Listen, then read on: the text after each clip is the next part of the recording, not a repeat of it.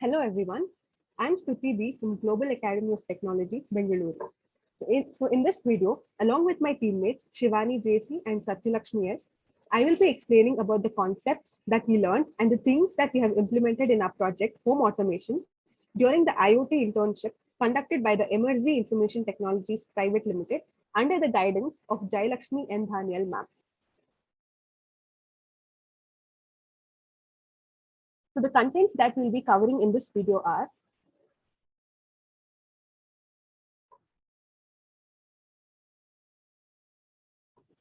C programming, C++, the Arduino programming, project requirements, and the project integration.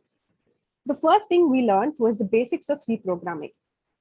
So here we learned about the data types used in C. For example, data types like character, int, float, double, and then about the modifiers like size and signed integers, and then the qualifiers. And then we learned about the conditional constructs. So first about the conditional statements like if else if, and the switch statements. And then the iterating statements or the loops. The three loops that we learned are for loop, while loop, and then the do while loop. So we learned about the initialization, declaring these loops and the usage of all the three loops. And then the next topic was operators. So in this, there are many different kinds of operators like arithmetic operators, logical, relational, assignment, and bitwise operators. So arithmetic operators are like addition, subtraction, multiplication, and division. And under logical operators, there are logical not, logical and, logical or. And then relational operators like less than, greater than, less than, equal to, greater than, equal to, and not equal to. And the assignment operator equal to. And then the bitwise operators and, or, and, not. So we learned the usage of all these operators, like initializing them and the usage of all these operators. And then there are also ternary operators, the usage of ternary operators. And then coming to the next important topics is we learned about arrays. So arrays is a collection of data type, data that is of the same data type. So it is a collection of homogeneous elements. That the addresses of these elements are sequential. And we learned about the few operations on arrays, like how to initialize, store, and then access the elements of these arrays. And then another important topic in C is pointers. So we learned about the pointers, like how to initialize them, how to use the pointers. So the pointers are mainly used for the pass-by reference. During the function, we use them for the referencing of the variables. And next topic was functions. So functions are nothing but they're the set of instructions that we use to perform a specific task in the during programming. So we learned how to write a program and how to call, how to write a function and how to call a function in the program. And also like different kinds of parameters and then pass by value, pass by reference. And also next we learned about the recursive function. The function that calls itself is called as the recursive function.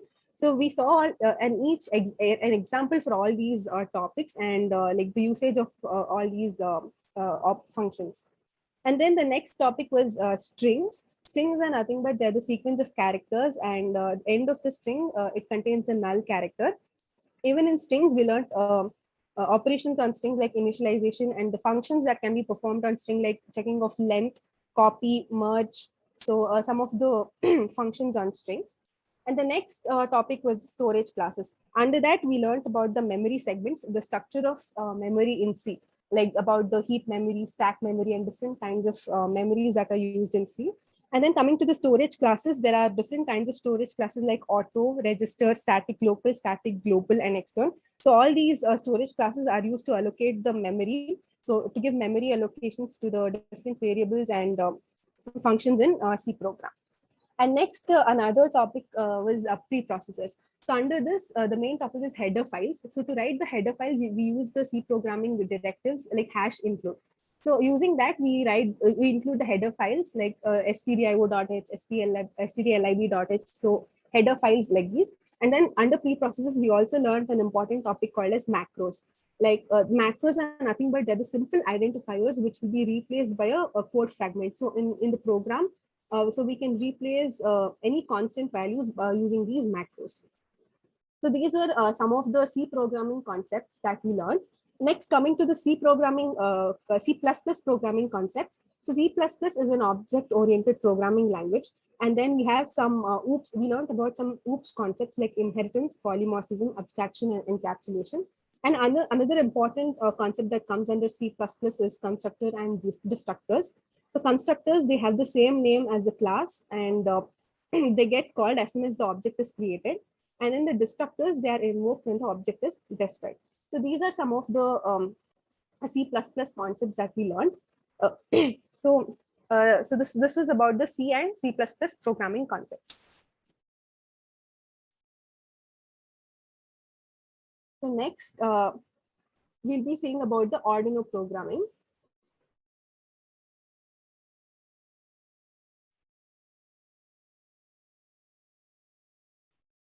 Okay, here next we learned about the IoT architecture, embedded systems, then installing of Arduino, Pixim Lab, and then the null emulator, and then the setup of the Blink app. So first, next coming to IoT. So what is IoT? It is nothing but Internet of Things. The formal, like the actual definition of IoT is, it is the network of physical objects that contain embedded technology to communicate and interact with their internal states or the external environment. It means that like it is the collection network or the collection of many devices, like they communicate with each other, like they receive and respond to the received information. So different devices communicate among each other through internet. So that is Internet of Things. So here, so mainly one thing that we'll be using in our project is Internet of Things. So the devices will be communicating through internet. And then what is embedded system? Embedded system is the any combination of hardware or software which is intended to do a specific task. So it is called as embedded system. So it is the combination of both hardware and software. So an example is the home automation that we'll be doing here. Like there are hardware components also, and we'll be using software to control and monitor those things. So that is about the embedded system. So a few more examples are like washing machine, microwave ovens. So all these systems are embedded systems where it is a combination of both hardware and software. So some few of the components of the embedded system are microprocessors, microcontrollers, SoC, memory, and it has sensors. And also it contains the ADC and DAC, the analog to digital converter and digital to analog converters. So these are the few components of embedded systems that is required. And then there are different types of embedded systems like standalone embedded systems, real-time embedded systems, network embedded systems, and mobile embedded systems. So this is what about the embedded systems that we studied.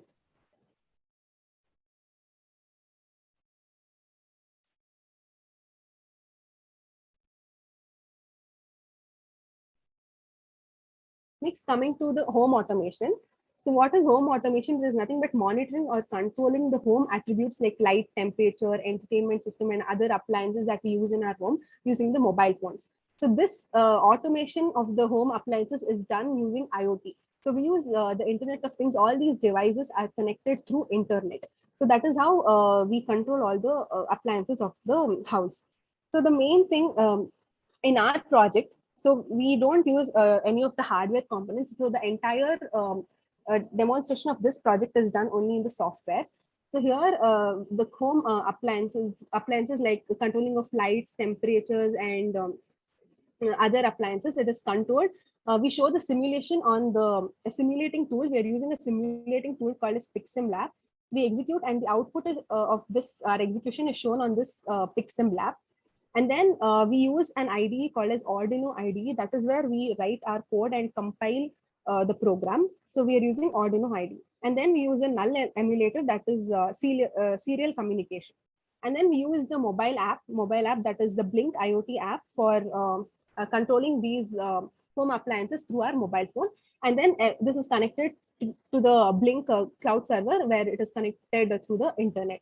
So this is what we'll be doing in our project, and that is controlling the home automation. So we're not using any hardware components. So everything will be simulated on the Pixim Lab simulating tool. So next, coming to the main thing, the IDE, the integrated development environment that we'll be using is the Arduino Uno. So this is the picture of the Arduino Uno board. It has 14 digital pins and then 6 analog pins. And then it contains 80 mega 328 microcontroller. And then, so this is the Arduino Uno board that we'll be using in the project. And this is the Arduino IDE. So this is where we will write the code part, and we'll compile it. And then the output will be seen on the Pixim Lab simulating tool.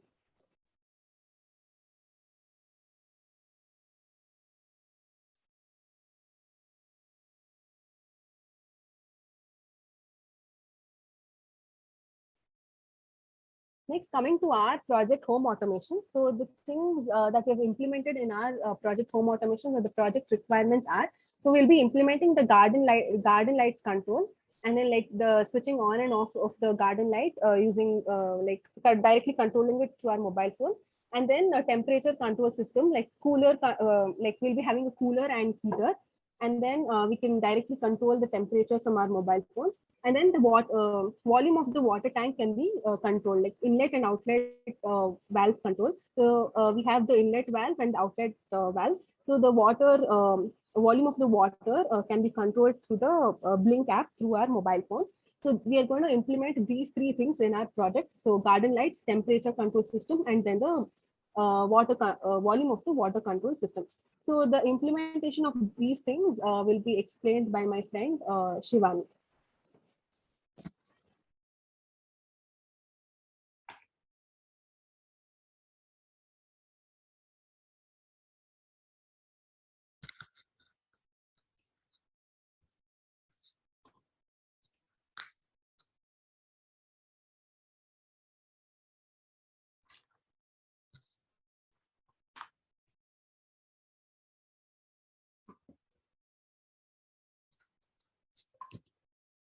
Hi everyone, I'm Shivani. So I'll be telling about the project requirements. So let's first see the garden light control system. Our aim is to control the garden light based on the availability of lights. During the day, the outdoor light is maximum. So the LDR sensor detects the light and the light is turned off. During the night, the outdoor light is very low. So the LDR sensor will turn the lights on. So let's first see what is an LDR sensor. LDR sensor is a light detecting sensor that detects the light that falls upon it. The photoresistor is a light controlled variable resistor. The resistance of a photoresistor decreases with increase in incident light intensity. That is, it exhibits photoconductivity. A photoresistor can be applied in light and dark activated switching circuits.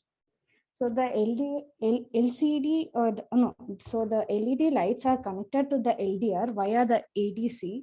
The ADC converts the analog input into the LDR into an equivalent digital form, which is connected and which is converted later by certain formula from 0 to 255 as upper bound. Based on that, we glow the LED.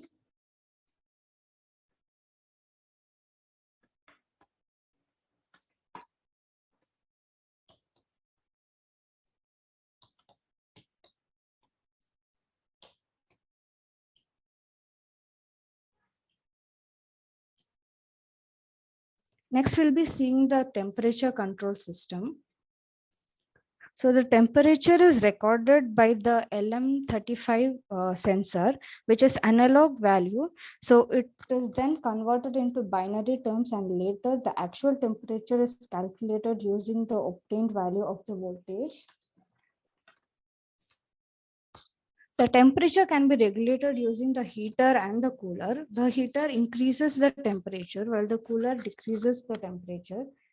The readings are shown in the CLCD, as well as the status of the heater are shown in the Blink app. The Blink app controls the temperature using the Arduino Uno and gets the reading of the temperature and notifies whether the temperature exceeds 35 degrees.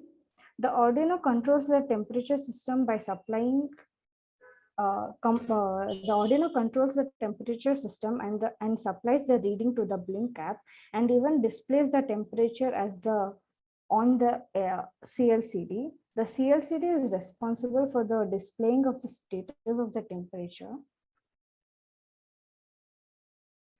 So this is the cooler and this is the heater.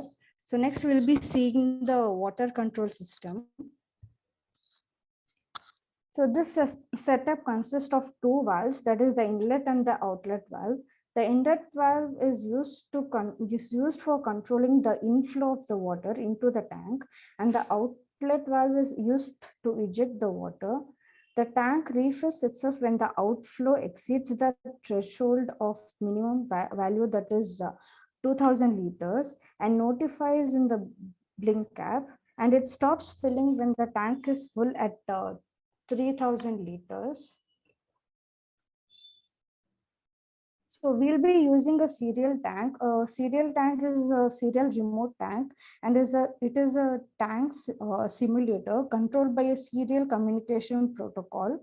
The tank has several sensors and the actuators that can be read from the serial tank. So next, Sathyalakshmi will be continuing.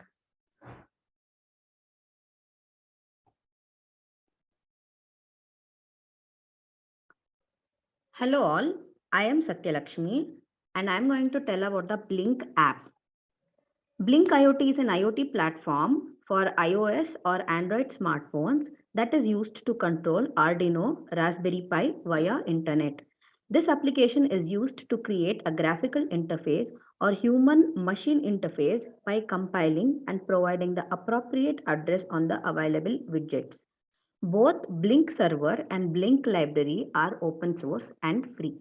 Here we are going to implement three components, that is the temperature control, the serial water tank, and the LDR sensor. Initially, we'll see the temperature control. In the temperature control, we have two buttons to control heater and cooler, and we have one gauge that tries to implement the temperature which is being printed on the CLCD. And also we have a notification bar which tells about the notifications which we have coded in the Arduino. This is tab 1.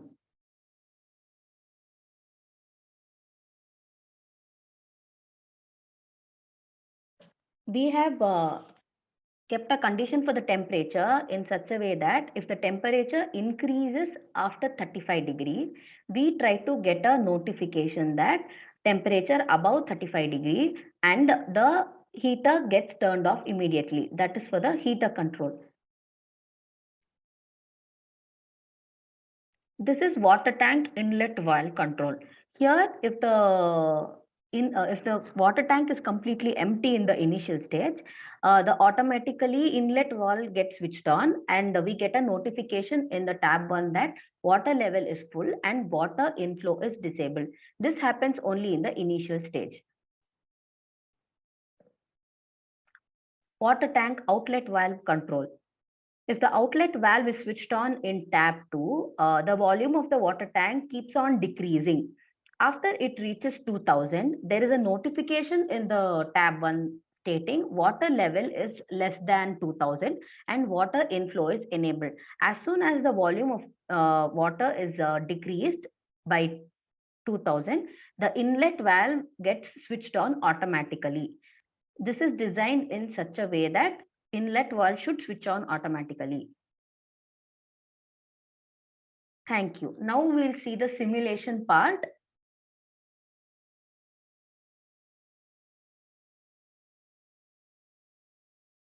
In the simulation part, we have Arduino code and Pixim Lab and Blink IoT app. Using the Blink IoT app, we'll be controlling the three components that is being simulated in the Pixim Lab. First, we'll see the temperature control. If the heater switch is switched on, the temperature gradually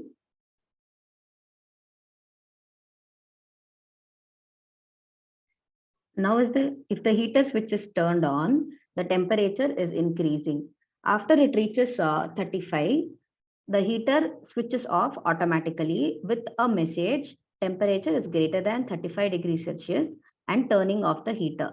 Also, the temperature tries to decrease bit by bit and reaches the room temperature 27 degree. Initially, when we try to connect the serial remote tank with the Pixim Lab, the 3000 liters will get filled automatically with a message, water level is full, water inflow disabled. Now let us see about the cooler. If the cooler is turned on, the temperature tries to decrease and reaches 27.37, which is the room temperature. And if the cooler switch is turned off, we get a message COLR off. Now coming to the water tank, we have two buttons, inlet and outlet. In the inlet,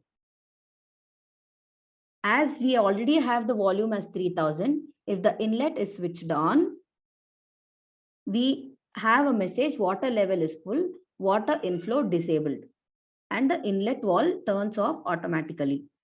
Now we'll see how outlet valve works.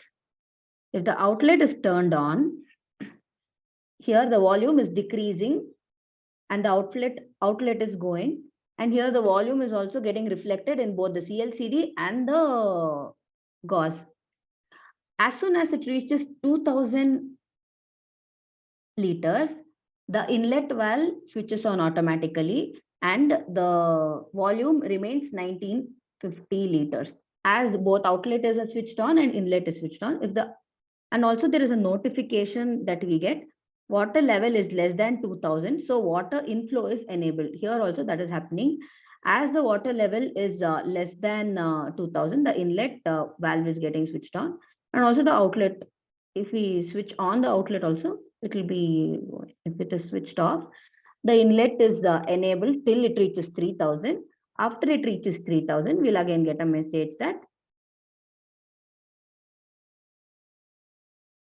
water level is full, water inflow disabled. This message is shown. This is all about the heater control and the inlet valve. We have one more component, that is the LDR. This mainly depends on this resistance. If this is being decreased, the light here gets turned off. If this is being increased, the light gets turned on. If this is in the middle, the intensity of the light decreases. This is all about the LDR sensor. Heater cooler we saw. If the cooler is switched on, also here the fan will be turned on.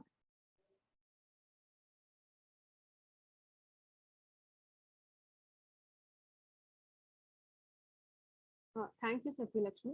So this was about the implementation of the home automation project. So done by Sathyalakshmi, SIVANI, and myself, STHUTHI. So we would like to thank the Emertxe Information Technologies Private Limited for giving us this wonderful opportunity. We learned a lot of things, including C and C++ programming, IoT, and embedded systems. So we really enjoyed implementing this real-time project home automation using IoT. So even though we couldn't use the hardware components, so we learned how to do it using the software components, and we did the simulation of the home automation. And also we would like to thank Jayalakshmi and Dhanyal ma'am for guiding us throughout the project and for clearing all our doubts and for supporting throughout the project. So thank you, Emertxe, and thank you, ma'am. And yeah, thank you, everyone.